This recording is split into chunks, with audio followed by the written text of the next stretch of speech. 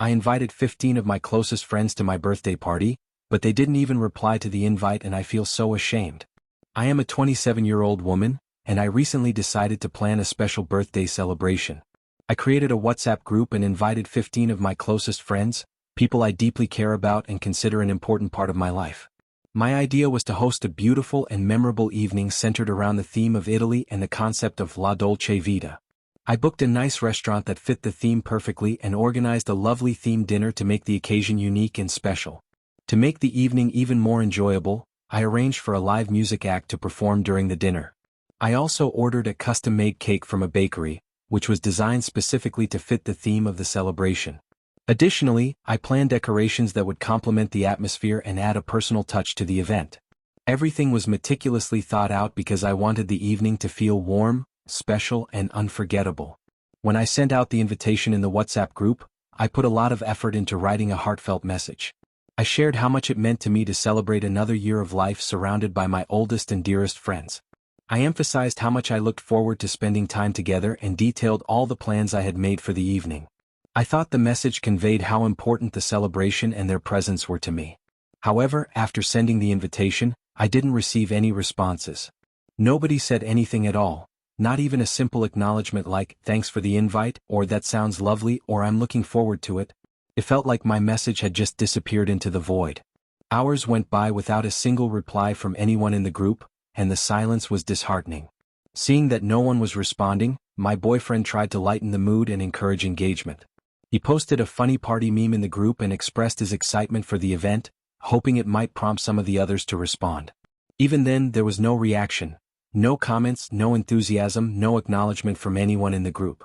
After nearly 2 days of complete silence in the WhatsApp group, I decided to post a GIF of chirping crickets along with a funny comment, still holding on to the hope that perhaps people had simply forgotten to reply or hadn't seen the message. I thought that maybe a light-hearted approach might prompt a reaction or remind them to respond. Unfortunately, even after that, there was no response. I waited another day and then started reaching out to people individually. I sent personal messages asking if they would like to come or if they were available on the date of the party.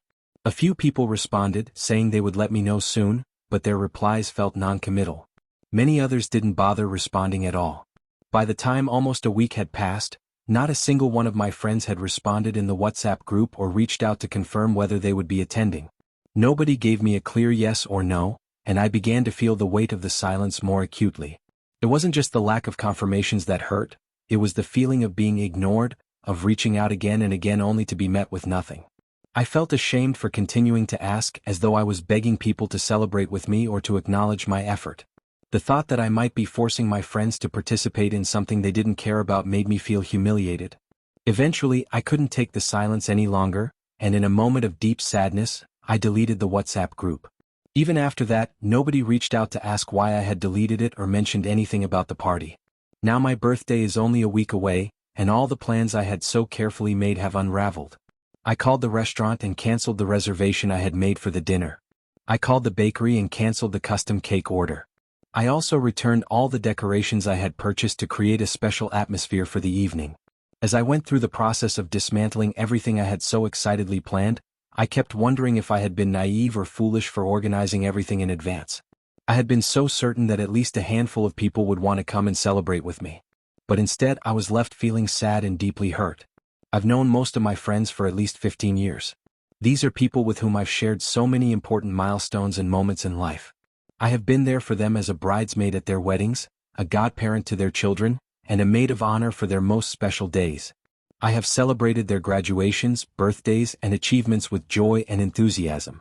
It is hard for me to understand why, when it was my turn to host something special, it seemed like too much to ask for them to show up.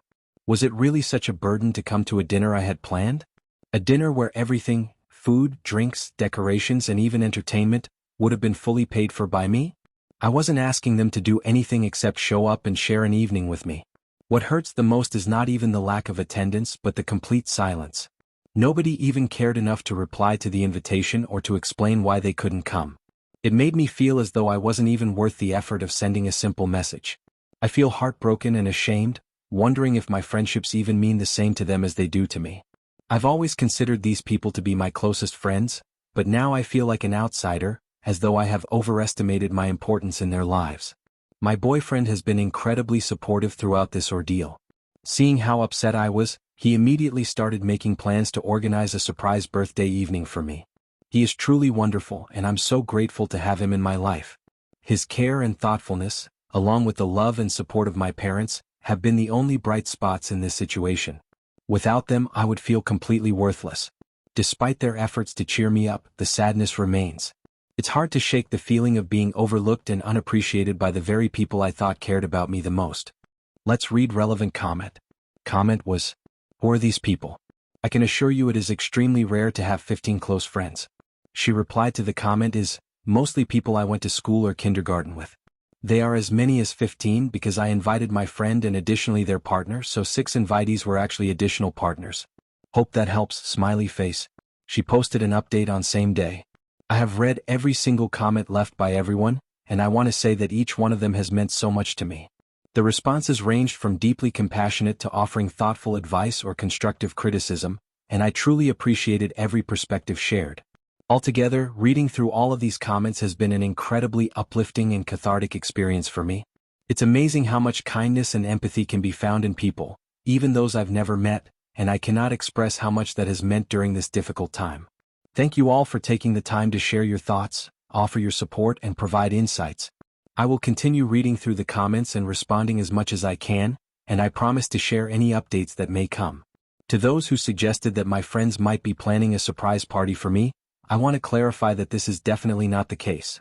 While it's a sweet idea to think about, I know for certain that there is no surprise party in the works. I don't believe there is any malicious intent behind what happened. Rather, I think my friends are just caught up in their own lives, preoccupied with their own issues, and perhaps they just weren't in the mood to engage or commit to anything at this particular moment.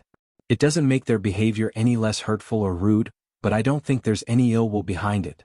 It was definitely disappointing and painful to feel ignored, but I've come to realize that their actions weren't necessarily personal, even though it felt that way at first. When it comes to my friends, I want to emphasize that they are not bad people. These are individuals I've shared many wonderful memories with over the years, and they have been there for me during times of crisis. They have shown me kindness and support in the past, and that is something I will always cherish. However, I think they, like so many others in today's world, have become caught up in a culture where commitment is becoming increasingly rare. We live in a time when it seems that people are constantly overwhelmed with their own busy lives, and where rules, manners, and basic etiquette often take a back seat to convenience or distraction. I believe that's part of what happened here. While I found their lack of response and engagement to be rude and hurtful, I don't believe it came from a place of malice. That said, this experience has taught me a lot about the current state of some of my friendships. I don't plan to confront anyone about what happened, as I don't think that would be productive or lead to any meaningful resolution. Instead, I have decided to create some distance. These friends will always hold a special place in my heart because of the good times we've shared and the support they've offered in the past. However, as many people pointed out in their comments, friendships evolve over time, and people do grow apart. I think this behavior may be a reflection of that reality. It's not easy to come to terms with, but it's something I have to accept. Ultimately, this situation has been a wake-up call for me. While I'm still sad about what happened, I'm also determined to focus on the people who truly care about me and who consistently show up in my life. My boyfriend has been incredible throughout all of this, and his efforts to cheer me up have been a source of comfort and joy. My parents have also been supportive, reminding me that I am loved and valued. These are the relationships I want to prioritize moving forward, and I feel grateful for the love and care they have shown me during this difficult time. After everything that happened, I spent a lot of time talking to my boyfriend about how I was feeling. I also showed him some of the responses I received, and he was incredibly reassuring and supportive throughout the entire conversation. He told me that one of the things he admires and loves most about me is how much I care about others and how I always try to do things with love and intention. He said that my thoughtfulness and care are such special qualities, and he never wants me to give those up. Hearing him say that meant so much to me. It reminded me that even though this experience was painful, the way I approach relationships and people is something I should be proud of, not something I should question or change out of hurt or disappointment. Our conversation also gave me a lot of space to reflect on myself and my own behavior. I realized that while I felt let down by my friends, I am not perfect either. There have been times when I forgot to reply to a text or canceled plans at the last minute without fully considering how it might affect the other person. I recognize now how easy it is to fall into these patterns, especially when life gets busy, but I also understand how much those small gestures of consideration can mean to someone. This experience has inspired me to try to do better. I want to embody the kind of thoughtfulness and commitment that I hope to receive from others.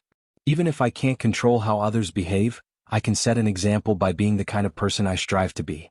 To start, I've taken a concrete step toward this goal by ordering myself a birthday calendar, an address book, and a set of beautiful birthday cards. I've decided to make it a point to note the birthdays of all my friends and acquaintances, and I plan to send them handwritten birthday cards. This may seem like a small gesture, but I believe it's a meaningful way to show people that they are remembered and appreciated. Reading through the many comments, I noticed how often people shared their own stories of hurt, how forgotten birthdays or a lack of acknowledgement made them feel unimportant or unseen. It made me realize how significant these small acts of kindness can be. The idea of trying to do things differently, to bring a little more care and connection into the world, feels comforting to me. It's a way for me to turn this difficult experience into something positive. I also want to say how much all the birthday wishes from the comments meant to me. Each one brought a smile to my face and made me feel a little less alone during this tough time. To everyone who took the time to wish me a happy birthday, thank you. It truly lifted my spirits. For all the people who said they wished they could come to my birthday party, I can't tell you how much that warmed my heart. Just imagining a room full of people who genuinely wanted to celebrate with me is such a lovely thought. It gives me hope that there are new connections and friendships waiting to be made, and it reminds me that sometimes, wonderful people are just around the corner, waiting to enter your life when you least expect it. This experience has been painful, but it has also been full of lessons and moments of clarity. I've learned a lot about myself and my relationships, and while I still feel some sadness, I'm also filled with gratitude for the love and support I've received from my boyfriend, my family, and even kind strangers. Moving forward, I want to focus on building stronger, more meaningful connections with the people who truly value and care for me. Let's read a downvoted comment. Hard disagree with the majority here. You are 27. That's well beyond being a child and well beyond expecting anyone to care about your birthday. Like, did you attend 15 birthday parties each year for all of these people? You probably did not, or at least you can sympathize with people who are like, hey, we're in our 20s now. We've all got jobs and chores to do. Can't we just simply hang out? The older you get, the more you need to stop thinking only about yourself. What do other people want to do that you like doing? Maybe next time arrange something that people would mutually like to do rather than a vanity celebration for something you should have grown out of 20 years earlier. She replied to this comment is quite unfriendly, but I still appreciate that you took the time to comment. She posted in second update on next day. I decided to follow the advice of so many of you and reached out to a few of my friends to ask what happened. I wanted to understand why not a single one of them had replied to my invitation or reacted in any way, especially when I had kindly asked everyone to RSVP by a certain date. It was important to me to address the situation directly rather than just letting it fester, so I confronted them about their lack of response. For those who were optimistic that a surprise party might have been in the works, I have to let you down. There was no surprise party planned. This was confirmed by their explanations. All of my friends use WhatsApp regularly, and it was clear from the blue ticks that every single one of them had seen the messages in the group chat. Despite this, they chose not to respond, and I felt I deserved to know why. Now, here are the explanations I received. 4 of them admitted they had potential alternative plans for that evening and were unsure whether they wanted to come to my party or commit to the other plans. Because they hadn't decided yet, they chose not to say anything at all. 2 of my girlfriends explained that they didn't have confirmation yet on whether their partners could attend, and so, again, they didn't reply because they wanted to wait until they had more information. I found this particularly frustrating since their partners were included in the group chat, so it wasn't as though they couldn't have simply asked. One friend said she hadn't been feeling well lately and wanted to decide spontaneously on the day of the party whether she would attend or not. Finally, one of my friends had a genuinely valid reason. She had spent the week trying to arrange childcare for her 6-month-old baby, which understandably made it hard for her to commit to plans. She was the only one who offered a clear and valid explanation from the start, and she did eventually manage to find childcare, so we've planned to do something together with her and her husband. After hearing their responses, I didn't hold back in expressing how their behavior made me feel. I told them that being ignored like that had hurt me deeply. I explained that it made me cry, left me feeling unwanted, and was incredibly rude and disrespectful. I also told them that it was ultimately their loss because if they didn't appreciate the effort I put into organizing nice events and evenings for them, this isn't the first time I've faced issues like this, then I wouldn't be doing it for them in the future. I wanted them to understand that their behavior had consequences, not just for this event but for our friendship dynamics moving forward. To their credit, they all acknowledged that their behavior was rude and unfriendly. They apologized sincerely and admitted that they had messed up. One friend even told me that he had felt really bad after seeing that I had deleted the group and had already been planning to approach me to apologize. While it doesn't undo the hurt, hearing them take accountability for their actions was something, and it did give me a small sense of relief. I've decided not to cut these friends out of my life completely as some people suggested. Instead, I've chosen to give them the opportunity to reflect on their actions and learn from this experience. I reminded myself that they are human, flawed, and shaped by a society that increasingly accepts flaky and non-committal behavior as the norm. They're not inherently bad people, they're just imperfect as we all are. I'm not perfect either. I know there have been times when I've failed to behave ideally or have let others down unintentionally. With that in mind, I've chosen to give them grace and a chance to do better. I know this answer may disappoint some people who urged me to sever ties, but I feel this approach aligns better with who I am. That said, I will be making space in my life for new people. Individuals who are more reliable, appreciative, and enthusiastic about the kinds of things I enjoy, like theme parties and thoughtfully planned gatherings. While I will keep my current friends in my life, I will no longer rely on them so heavily for these kinds of events or expect the same level of enthusiasm from them. Thanks to all of your uplifting messages and kind words, I feel so much better now. The encouragement and advice I received helped me process this situation and gave me the strength to address it. I am also feeling a renewed sense of optimism about the future. I truly believe that I will find like-minded people and form new friendships that bring joy and positivity into my life. I've decided that I won't give up on throwing nice parties and hosting dinners. These things bring me happiness, and I know that there are people out there who will appreciate the effort and care I put into them. For now, I'm starting to look forward to my birthday again. My hope is that in the future my friends will have grown from this experience and that by then, I'll also have made new, wonderful friends who share my enthusiasm for creating and celebrating special moments together. Thank you for listening the story to the end. If you enjoy our videos, so don't forget to like, share and subscribe. Have a good day, and if you haven't subscribed yet, please do it and hit the notification bell icon to stay updated with more shocking real-life stories happening around you.